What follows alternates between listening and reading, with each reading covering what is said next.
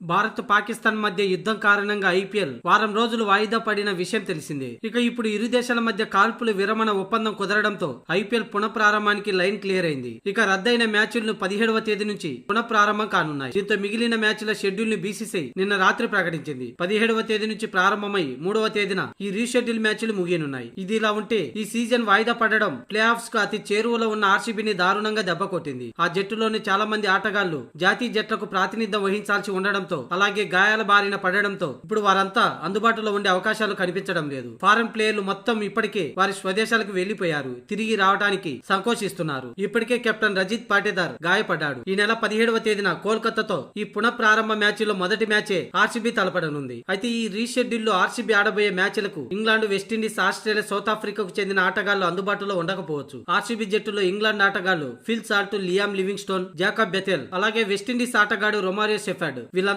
Reschedule లో RCB తరపున ఆడేందుకు భారత్ కు తిరిగి వచ్చే అవకాశాలు కనిపించడం లేదు. జోష్ హజల్వుడ్ గాయం కారణంగా అతడు కూడా అందుబాటులో ఉండడం లేదు. పోతే ఎంగిడైనా ఉన్నాడనుకుంటే ఆస్ట్రేలియాతో డబ్ల్యూటీసీ ఫైనల్ ఆడేందుకు అతను సిద్ధమవుతున్నాడు. ఇలాంటి తరుణంలో కీలక ఆటగాళ్లు దూరం అయితే ఆర్సీబీకి తీవ్ర నష్టమనే చెప్పవచ్చు. ప్రస్తుతం ఈ సీజన్ లో వరుస విజయాలతో దూసుకుపోతున్న ఆర్సీబీని ఐపీఎల్ సీజన్ వాయిదా పడడం దారుణంగా దెబ్బకొట్టింది. ప్రస్తుతం విదేశీ ఆటగాళ్లు మంచి ఫామ్ లో ఉన్నారు. వీళ్ళంతా ఆర్సీబీ జట్టులో ఆడకపోతే ఈసారి కూడా ఆ జట్టుకు కప్పు కొట్టే కళ చెదిరిపోయే అవకాశాలు కూడా ఉన్నాయి.